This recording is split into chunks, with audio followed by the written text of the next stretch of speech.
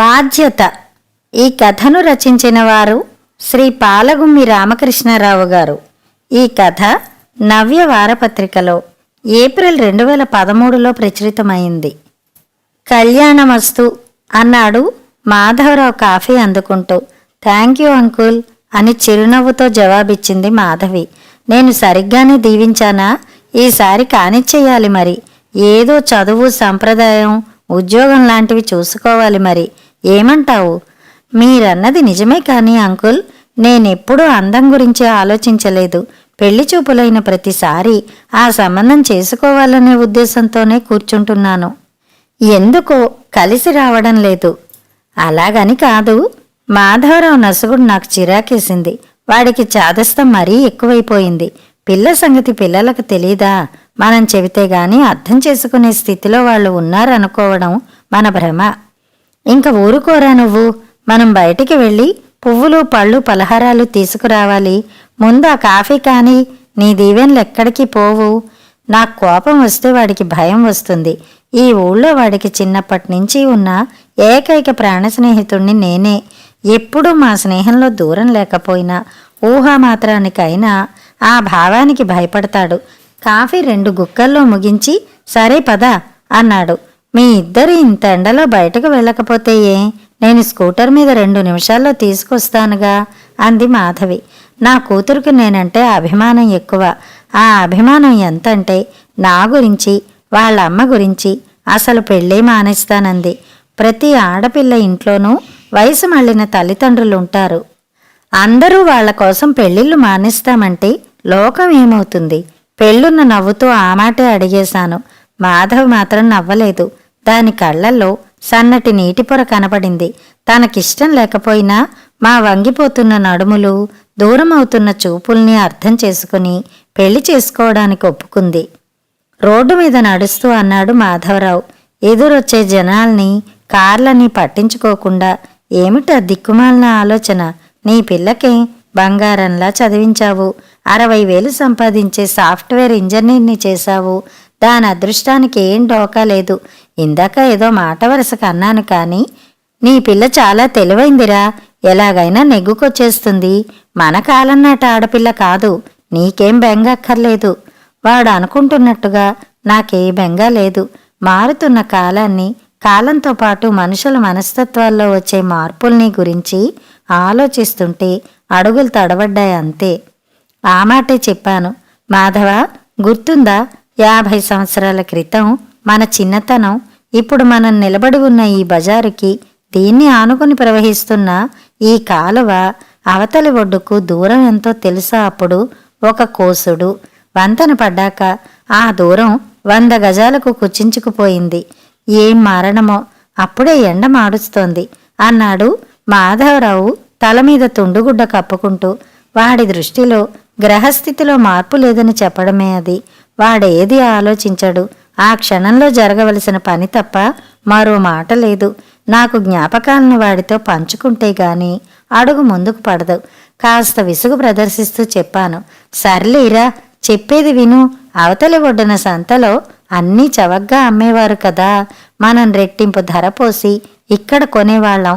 ఏరు దాటడానికి అనా డబ్బు ఖర్చు, 2 గంటల కాలం వృధా అని. అవునా? ఇక్కడ వంతెన పడితే అన్నీ చవకైపోతాయా అనుకునేవాళ్ళం. అవును, ఇప్పుడు అక్కడ ఇక్కడ రేట్లు ఒకటే కదా. బోల్డంత ఆశ్చర్యం వ్యక్తం చేశాడు. వాడి మొహంలో ఏ భావం అయినా మాట కన్నా వేగంగా పలుకుతుంది. ఈ వంతెన పడ్డాక ఇక్కడ చవక అయ్యాయో లేక దీనితో సమానంగా అక్కడ రేట్లు పెరిగాయో నాకిప్పటికీ అర్థం కావటం లేదు. ఏదైతేనే అవతల వాళ్ళు చవగ్గా అన్నీ అనుభవిస్తున్నారన్న అసూయ మాత్రం పోయింది. టక్కున వదులుతాడు మాట. యువతల వాడికి గుచ్చుకుంటుందేమోనని కూడా ఆలోచించడు. వీడితో మాట్లాడడం కష్టం. టెన్నిస్ బాల్లా తిప్పికొడతాడు. స్వీట్ల దుకాణం దగ్గర వాణ్ణే సెలెక్ట్ చెయ్యమన్నాను. కాజు పకోడీ, కలకండా తీసుకుందాం. ఒక కూల్ డ్రింక్ బాటిల్ కూడా. ఈసారి సంబంధం ఖాయం అయిపోతుందని నాకు గట్టి నమ్మకంగా ఉందిరా. అందుకని నీకిష్టమైనవన్నీ తీసుకుంటున్నావా? అయితే ఏమిటి? అలాగే అనుకో. మళ్ళీ నువ్వు నాకు పెట్టేదెప్పుడు, నేను తినేదెప్పుడు? అందులో వాళ్ళు కట్నం కూడా వద్దంటున్నారుగా. హ్యాపీగా చేతులు దులిపేసుకుంటున్నావు. ఈ మాత్రం నాలాంటి వాడికి పెడితే నష్టం ఏం లేదులే. ఒరేయ్, పెళ్లి కూడా గ్రాండ్గా చెయ్యాలి. ఇలాగే పీనాస్థానానికి పోతే నేను ఊరుకోను. అన్నీ దగ్గరుండి నేనే చూసుకుంటా. నీ కూతురు పెళ్లి కూడా ఇలాగే చేశావుగా. చివరికి ఇల్లు కూడా అమ్ముకుని నేనొక సందర్భంలో అన్నా. అది అసందర్భపు ప్రేలాపనే అయింది. వాడు నోరు విప్పకుండానే భావం వ్యక్తం చేశాడు. వాడి కళ్ళలో నీళ్లు తిరిగాయి. నేను సర్దుకోక తప్పింది కాదు. క్షమించరా, నేను వేరే ఉద్దేశంతో అనలేదు అన్నాను వాడి చేతులు పట్టుకుని. నువ్వన్నావని నేను బాధపడ్డం లేదు రామా. దాని సంగతి జ్ఞాపకం వచ్చినప్పుడల్లా ఇలా కళ్ళ వెంబడి నీళ్లు కారుతున్నాయి. నువ్వు చెప్పినట్టు అన్నీ ఎక్కువే చేశాను. కూతురుకు మంచి జీవితాన్ని మాత్రం ఇవ్వలేకపోయాను. మా లక్ష్మిని పెద్దగా చదివించలేకపోవడం నేను చేసిన తప్పేమో అనిపిస్తుంది. వాళ్ళు డిమాండ్ చేసినంత కట్నం ఇచ్చాను, కానుకలిచ్చాను. లక్ష్మి వాళ్ళింటిల్లిపాదికి చాకిరీ చేయడానికి కూడా తలొంచుకుని అంగీకరించింది. వంట వార్పు వచ్చని, ఇంటి పని చేయగలనని గర్వంగా చెప్పుకుంది పెళ్లి చూపుల్లో. అయినా వాళ్ళు దీని నుంచి ఇంకా ఏదో ఆశించారు. గోడ కొట్టిన బంతిలా తిరిగొచ్చింది. మాధవరావు బాధ నేను తీర్చలేంది. ఒక 10 సంవత్సరాల క్రితం పరిస్థితి అలాగే ఉండేది. ఆడపిల్లను కన్న తల్లిదండ్రులు ఎందుకు పనికిరాని వాళ్లలా, దౌర్భాగ్యుల్లా కనబడేవారు రెండో పక్షం వారికి. వాళ్ళు మగపిల్లల్ని కనడమే ఒక రాజ్యానికి అధికారం సంపాదించినంతగా పొంగిపోయేవారు. ఏమిటి, మగపిల్లలు లేరా? అందరూ ఆడపిల్లలేనా? అయ్యో అనేది చుట్టూ సమాజం కూడా. వాడి కూతురు పెళ్లికి కాళ్ళరిగిపోయేలా తిరిగాడు. ఇప్పుడు పనిలో ఉన్నాం, మరో వారం రోజులు పోయాక కనబడండి, అప్పుడు ఆలోచిద్దాం అన్నవాళ్ళు ఉన్నారు. చెయ్యి ఖాళీ లేదు, పైకెళ్ళు అన్నట్టుగా. వివాహ బాంధవ్యాలు డబ్బు చుట్టూ తిరుగుతున్నట్టు వాడికి అర్థమయ్యేలా తెలిసేటప్పటికీ కూతురికి 30 ఏళ్ళు వచ్చేశాయి. ఇంకా ఆలస్యం చెయ్యకుండా స్థిరాస్తిని అమ్మేసి చరాస్తిని చేసేశాడు. ఆ చరలక్ష్మి చరచరా పాక్కుంటూ వెళ్ళిపోయింది. తన లక్ష్మి 6 నెలల తర్వాత ఇంటికి తిరిగి వచ్చేసింది. భర్త అనేక కారణాలు చూపించాడు. కోర్టుకు పిల్లలు పుట్టరని, పిచ్చిదని, ఇద్దరికీ ఇష్టం లేదని. పోన్లే, తనింట్లోనైనా సుఖంగా ఉంటుంది అమ్మాయి అనుకుంటూ కోర్టు బెంచీని ఖాళీ చేసి ఇంటికొచ్చేశాడు మాధవరావు. ఆ అల్లుడికి మరో మామ తేలిగ్గానే దొరికాడు. అప్పటి రోజులవి. కాలప్రవాహంలో అనేక మార్పులు జరుగుతాయి. విస్ఫోటనాలు, ఉప్పెనలు, సునామీలు, జనజీవనం కల్లోలం, కొంతకాలానికి ప్రశాంతం. ఇప్పుడు వివాహ వ్యవస్థలో వచ్చిన మార్పు నాకు వరమైందేమోని అనుకుంటున్నాను. తెలివి తక్కువగానో అహంభావంతోనో ఆడపిల్లంటే అంటరానిదిగా భావించేవాళ్ళు మగ పుట్టుక కోసం ఎదురు చూస్తూ 4-5 గర్భాలైనా సరే డాక్టర్లు ఆ అనగానే తొలగించుకునేవాళ్ళు. వాళ్ల పుత్రులకు వివాహాల కోసం వెంపర్లాడుతున్నారు. టీచర్లు, గవర్నమెంట్ ఉద్యోగస్తులకు నో అంటున్నారు ఆడపిల్లలు. డాక్టర్లు, ఇంజనీర్లయితే కొంతవరకు ఆలోచిస్తున్నారు. చాయిస్ వాళ్ళది. మరి నిజం చెప్పొద్దు, ఒక వివాహ సంబంధాల బ్యూరోతో నేను అలాగే మాట్లాడాను. వాళ్ళేదో రిజిస్ట్రేషన్ ఫీజు కట్టమన్నారు. ఫీజు నన్ను అడుగుతారేంటి? నేను ఆడపిల్ల తండ్రినని మర్చిపోయారా? అలాంటివన్నీ మగపిల్లల తండ్రుల దగ్గర వసూలు చేసుకోండి. మా అమ్మాయి పేరివ్వడమే గొప్ప. ఇప్పటికే ఇంటి చుట్టూ తిరిగే సంబంధాలకు సమాధానం చెప్పలేక చస్తున్నాను అన్నాను విసుగ్గా. పాపం వాళ్ళు మళ్ళీ నన్నెప్పుడూ డబ్బు అడగలేదు. అలాగని సంబంధాలు పంపడం మానలేదు. నడు పువ్వుల దుకాణం దగ్గరికి అన్నాడు మాధవరావు స్వీట్ ప్యాకెట్లు అందుకుంటూ. 2 అడుగులు వేస్తే అది వచ్చింది. నన్ను పర్సు తీయనీయకుండా మాధవరావే పువ్వులు పళ్ళు తీసుకున్నాడు. వాడికి మహదానందంగా ఉంది మా అమ్మాయి పెళ్లి చూపులంటే. ఈ సంబంధం చాలా విచిత్రంగా వచ్చింది మాకు. మా అమ్మాయి నెట్లో వివాహ వేదికలో పెట్టిన వివరాలు చూసి ఢిల్లీలో ఉన్నవాళ్లు స్పందించారు. అబ్బాయి ఫోటో, చరిత్ర ఈమెయిల్ చేశారు. నిత్యం 4-5 సంబంధాలు వస్తున్నా మా మాధవి ఎటూ తేల్చుకోవడం లేదు. పూర్వం సంబంధాల కోసం తల్లిదండ్రులు తిరిగేవారు. మా అమ్మాయి ఆ బాధ్యతను తనే తీసుకుంది. నేను కేవలం ప్రేక్షకుణ్ణయ్యాను. అందము, వయసు వ్యత్యాసం, చదువు, ఉద్యోగం ఒకదానికొకటి కలవక అన్నిటికీ నెట్లో క్షమార్పణలు చెబుతూ వచ్చింది. ఈ సంబంధం ఒక్కటే సందిగ్ధంలో వదిలేసింది. వాళ్ళు పట్టువదలని విక్రమార్కుల్లా ఇంటికి సమీప బంధువుల్ని పంపించారు. పెళ్లి కొడుకు నెట్ ద్వారా 2 సార్లు జ్ఞాపకం చేశాడు. రోజు ఆర్క్యూట్ ఓపెన్ చేసి అమ్మాయి ఫోటోలు చూడసాగాడు. తల్లిదండ్రుల ఫోన్ల మీద ఫోన్లు చేశారు. మా అమ్మాయి ఫోటో నచ్చింది, వేరే పెళ్లి చూపులు అవసరం లేదు, కట్నం అవసరం లేదు. మాధవి ఎటూ తేల్చనివ్వడం లేదు. ఈ అబ్బాయి బీటెక్కే నాన్న, ఎడిషనల్ క్వాలిఫికేషన్ లేకపోతే ఫ్యూచర్లో ఎందుకు పనికొస్తాడు? ఫర్దర్గా ఎంబీఏ చేస్తావా? చేస్తే ఎక్కడా అంటే ఆలోచిస్తున్నాడు. వచ్చే నెలలో 20 హైక్ ఉంటుందని మాత్రం పదే పదే చెబుతాడు. నేను నోరు వెళ్ళబెట్టాను. బాగానే ఉంది కదమ్మా, ఇప్పుడే 50, పై నెల 70. నేనిప్పుడున్న కంపెనీ మారితే 1,00,000 ఇస్తారు. సంపాదనకేముంది, తెలివితేటలు ముఖ్యం. అతను చదువుకున్న యూనివర్సిటీ మీద కూడా నాకు నమ్మకం కుదరడం లేదు. అబ్బాయి తెలివి తక్కువవాడంటావా? అలా అనుకోవడం లేదులే, తెలివైన వాళ్ళు కావడం బట్టే మనం వెంట పడుతున్నారు. నా క్వాలిఫికేషను, జాబ్ పొజిషను చూసి నాకు అర్థమైంది ఒక్కటే, పిల్లల ఆలోచన విధానానికి మనకు మధ్య చాలా దూరం ఉందని. అయినా ఈ స్వయంవరానికి ఎక్కడో ఒక చోట ఫుల్ స్టాప్ పెట్టాలిగా. మా మాధవరావు బలవంతం మీద అబ్బాయితో మాట్లాడి డిసైడ్ చేస్తానని ఈ చూపులకు ఒప్పుకుంది. వాళ్ళు ఢిల్లీ నుంచి హైదరాబాద్ ఫ్లైట్లో వచ్చి అక్కడి నుంచి ట్యాక్సీలో మా ఊరు వస్తున్నారు. ఇదిగో ఈ వంతెన వల్ల వాళ్లకు ఒక 2 గంటల ప్రయాణం కలిసి వస్తుంది. మాధవరావు ఇంకా షాపుల చుట్టూ ప్రదక్షిణ చేయిస్తున్నాడు. ఇంకేమిటి అన్నాను. వాడు గాల్లో లెక్కపెట్టి, సరిపోయాయి, ఇదిగో ఈ పక్క వీధిలోంచి వెళదాం. సత్యమూర్తి కూతురు పల్లవి హైదరాబాద్ నుంచి వచ్చిందట. ఆ పిల్లను కూడా మన ఇంటికి తీసుకువెడితే బావుంటుంది. మాధవి పల్లవి స్నేహితురాలు.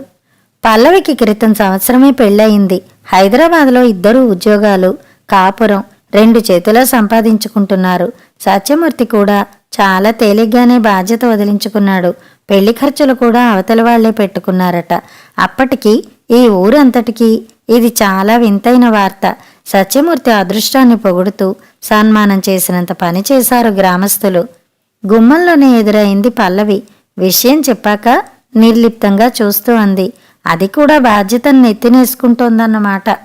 ఏమిటో ఈ కాలం పిల్లల మాటలు ఒక్కటీ అర్థం కావడం లేదు నాకు. నేను నా బాధ్యతను తీర్చుకుంటున్నానన్న ఒక్క ఆలోచనలోనే ఉన్నాను ఇప్పటి వరకు. తీరా ఈ అమ్మాయి మాటలు విని మాధవ్ పెళ్లి వద్దందు కదా, నువ్వు దగ్గరుండి దాన్ని అనిపించాలి అన్నాను. అలాగే అంకుల్, పెళ్ళన్నాక తప్పుతుందా అంది నవ్వుతూ. అన్నట్టు లక్ష్మికి ఒక మంచి సంబంధం ఉంది అంకుల్. నా కొలీగే, 40 years క్రాస్ అయ్యాయి. అప్పుడు నెగ్లెక్ట్ చేశాడు, ఇప్పుడు సంబంధం దొరకడం లేదు. సెకండ్ మ్యారేజ్ అయినా విల్లింగే. అబ్బాయి చాలా మంచివాడు. మాధవరావు మొహం 1000 వోల్టుల బల్బులా వెలిగింది. నిజంగా చెబుతున్నావా అమ్మాయి, లేక నన్ను ఆట పట్టిస్తున్నావా? ఆశ్చర్యం అనుమానం మిళితం చేసి అడిగాడు. నిజంగానే అంకుల్, మీరు ఓకే అంటే ఇప్పుడే ఫోన్ చేసి రేపటికల్లా అతన్ని వాళ్ళ తల్లిదండ్రులతో సహా రప్పిస్తాను. ఈరోజు నేనే మీ ఇంటికొచ్చి చెప్పేదాన్ని ఈ విషయం. అనుకోకుండా మీరే వచ్చారు. దాని బ్రతుకు బాగుపడుతుందంటే నాకేం అభ్యంతరం లేదమ్మా. నువ్వు మధ్యాహ్నం వీళ్ళింటికి వస్తున్నావుగా, మా లక్ష్మిని కూడా తీసుకొస్తాను. మీ స్నేహితురాళ్ళు 3 కలిసి నిర్ణయించుకోండి. ఇప్పుడు మాధవరావులో ఉత్సాహం రెట్టింపయింది. ఇది నిజంగా జరిగేదంటావా అంటూ దారి పొడవునా 2-3 సార్లు అడిగాడు. నమ్మడానికి ఆస్కారం ఉంది మాధవ. చదువు తక్కువైనా, ఉద్యోగం చిన్నదైనా, వయసు దాటినా మగపిల్లలకు వివాహం కావడం కష్టంగానే ఉంది. మా అమ్మాయికి వచ్చే సంబంధాలను బట్టి అనుభవంతో చెప్తున్నాను. ఒకప్పుడు ఆడపిల్లలు ద్వితీయ వివాహ వ్యక్తిని కూడా పెళ్లి చేసుకునేవారు. ఇప్పుడు వైధవ్యం పొందిన ఆడపిల్లలు మాత్రమే అంగీకరిస్తున్నారు. మరి వివాహం కాని అబ్బాయి ముందుకొస్తున్నాడంటే నమ్మదగ్గదే. నా అనుభవాన్ని జోడించి వాడిలో నమ్మకం పెంచాను. మేమింటికి తిరిగి వచ్చేసరికి మాధవ పెళ్లి చూపులకు వీలుగా ముందు గదిని అలంకరించింది. ఒక సోఫా, 4 కుర్చీలు, మధ్యలో టీపై, గుమ్మాల కర్టెన్లు. మాధవరావుకు మా ఇంట్లోనే భోజనం. సాయంత్రం 4 గంటలకల్లా మాధవరావు నేను పెళ్లివారి కోసం ఎదురు చూస్తూ కూర్చున్నాం. వాళ్ళ ప్రయాణం మొదలుపెట్టినప్పటి నుంచి ఇప్పటి వరకు ప్రతి అరగంటకు ఎంత దూరం వచ్చింది సెల్ ఫోన్లో చెబుతూనే ఉన్నారు. ఇంకా ఒక్క అరగంట ప్రయాణం దగ్గర పడుతోందనగా మనం సరే అనుకుంటే తాంబూలాలు పుచ్చేసుకోవడమే. బావగారు చక్కగా అబ్బాయి అమ్మాయి ఒక్క సిటీలోనే దగ్గరగా ఉద్యోగాలుంటాయి. వాళ్ళు హ్యాపీగా ఉండడం కన్నా మనకు కావాల్సిందేమిటి అంటున్నాడు కాబోయే వియ్యంకుడు. లోపలి గదిలో మాధవి, లక్ష్మి, పల్లవి మా ఆవిడ కలిసి గట్టిగా మాట్లాడుకుంటున్నారు. నువ్వు చాలా అదృష్టవంతురాలివే పల్లవి, చక్కటి మొగుడు దొరికాడు, కొత్త ఇల్లు కూడా కొనుక్కున్నారటగా. సిటీలో స్వంత ఇల్లంటే మాటలా? నీలాగే మా మాధవి కూడా ఒక ఇంటిదైతే మా బాధ్యత తీరిపోతుంది అంటోంది మా ఆవిడ. మా ఇద్దరిలోనూ ఒకటే, మా బాధ్యతలను మేం తీర్చుకుని ఈ సమాజంలో మంచి తల్లిదండ్రులుగా గర్వంగా తలెత్తుకు తిరగాలి. పల్లవి అనుపల్లవిలా జాబిచ్చింది. మీరు అంతవరకే ఆలోచిస్తున్నారా ఆంటీ? మీ బాధ్యతలను వదుల్చుకోవడం కోసం మా నెత్తిమీద పర్వతాన్ని పెట్టి బయటికి పంపుతున్నారు. నేను మాధవరావు పల్లవి మాటలకు తెల్లబోయాం. ఏదో సినిమాలో అంతా మీరే చేశారు నాన్న అని కొడుకు తండ్రిని నిలదీసినట్టుంది. గుమ్మం తెర పక్కకు తొలగించి లోపలికి చూస్తాను. ఆ కాస్త అడ్డు తర్వాత మాట వినబడకుండా చేస్తుందేమోనని. నీకొచ్చిన కష్టం ఏమిటిప్పుడు అంది మా ఆవిడ ఆశ్చర్యపోతూ. కట్నాలు తీసుకోవడం దురాచారం. నువ్వు మా ఇంట్లో కాలు పెట్టడమే మహాభాగ్యం అన్నారు మా మామగారు పెళ్లి చూపుల్లో. మన సంపాదనతో ఇద్దరం హ్యాపీగా ఎంజాయ్ చెయ్యొచ్చు జీవితాన్ని అన్నారు మా వారు. అంతా హ్యాపీయే అనుకున్నాను. పెళ్ళైన మన్నాడే మా మామగారు నా పేరన హైదరాబాదులో డూప్లెక్స్ హౌస్ కొని రిజిస్టర్ చేయించారు. 60 లక్షలు. అబ్బా నిజమే? నోరెళ్లబెట్టింది మా ఆవిడ. నిజానికి మా పరిస్థితి అంతే. నిజమే ఆంటీ, ఆ ఇంటికి నేనొక మహారాణిలాగే కనబడతాను. అది నెల నెల నాకొచ్చే జీతానికి పూర్తిగా బ్యాంక్ అటాచ్మెంట్. ప్రతి నెల నా ఖర్చులకు ఆయన దగ్గర నేను చెయ్యి చాచాల్సిందే. ఇంటి ఖర్చులు కూడా ఆయన దయాదాక్షిణ్యాల మీద ఆధారపడి ఉంటాయి. పగలల్లా ఆఫీసు, నిద్రపోవడానికి ముందు వెనక ఇంటి పని. అది నేను అనుభవించే సుఖం. పల్లవి మాటలు మా మనసుల్ని కలిచివేశాయి. సానుభూతి తెలిపే సమయం కూడా లేకుండా మేమొచ్చేశాం. 5 నిమిషాల దూరంలో ఉన్నాం అంటూ మళ్ళీ ఫోన్ వచ్చింది. మేమిద్దరం వీధి చివరకు నడిచాం వాళ్ళని ఆహ్వానించడానికి. మా నడక సగంలోనే వాళ్ళ కారు వచ్చేసింది. ఎదుర్కోళ్ళు, కుశలాలు, ఆహ్వానాలతో పెళ్లివారు ఇంట్లోకి అడుగుపెట్టారు. అయితే కాబోయే వియ్యంకుడు, వియ్యపురాలు, వాళ్ళ చుట్టం, పెళ్లి కొడుకుతో సహా అంతా చాలా సరదాగా కబుర్లతో నింపేశారు మా గదిని. పలహారాల తర్వాత స్నేహితురాలు మాధవిని తీసుకొచ్చారు. పల్లవి అబ్బాయిని చదువు మీద, ఉద్యోగం మీద క్రాస్ ఎగ్జామ్ చేసింది. అతను మాధవిని పేప్యాక్ గురించి అడిగాడు. అలా లోపలికి వెళ్ళి మాట్లాడుకుంటారా అన్నాను నేను అభ్యుదయ భావంతో. మాధవి తల అడ్డంగా ఊపింది. అక్కర్లేదు నాన్న, ఇక్కడే మాట్లాడుకుంటాం. చెప్పండి, ఇంకా ఏదైనా అడగదలుచుకున్నారా అతన్ని సూటిగా అడిగింది. పెళ్ళికొడుకు కూడా అంతే స్వేచ్ఛగా మాట్లాడాడు. ఇంక అడిగేది ఏం లేదండి. మా ఇంటిల్లిపాది మీకు ఓటేశారు. మీ అంగీకారం చెబితే చాలు. ఒక 2 బెడ్రూమ్ ఫ్లాట్ బుక్ చేస్తున్నాను. మా అమ్మ నాన్నలకు ఒక రూమ్, మనకొకటి చాలనుకుంటున్నాను. లేదు, 3 గదులు కావాలి. దేనికి? పిల్లల గురించా? అతని ప్రశ్నకు అందరూ గట్టిగా నవ్వేశారు, పల్లవితో సహా. మాధవి నవ్వలేదు. నవ్వుల సవడి ఆగి నిశ్శబ్దం చేరాక అంది, మా అమ్మా నాన్నల కోసం. లక్ష్మి జుట్టు సవరించుకుంటుంటే తలపిన్ను జారిపడి టంగున శబ్దం అయింది. ఒక తరం స్త్రీలు స్వేచ్ఛ, సమాన హక్కుల గురించి పోరాడారు. మరో తరం ఆస్తి హక్కుల గురించి పోరాడారు. ఇప్పుడు ఆ 2 మా చేతుల్లో ఉన్నాయి. లేనిదల్లా ఒక్కటే, బాధ్యత. మగపిల్లలు పంచుకునే తల్లిదండ్రుల బాధ్యతను ఆడపిల్లలు ఎందుకు పంచుకోకూడదు? నన్ను కన్నవాళ్ల బాధ్యత నేను వహించాలనుకుంటున్నాను. మీ నిర్ణయం ఆలోచించుకుని తర్వాత చెప్పండి. 2 చేతులు జోడించి లేచి నిలబడింది మాధవి. మొన్నటి లక్ష్మి మంచి భర్త కోసం ఆశించింది. నిన్నటి పల్లవి సంతోషకరమైన జీవితం గురించి ఆలోచించింది. ఈరోజు మాధవి బాధ్యతలను చేపట్టడానికి నిలబడింది. మాధవి నిర్ణయం మా ఊరి వంతెనలాగే ఎటుదెటు మారుస్తుందో. కథ సమాప్తం.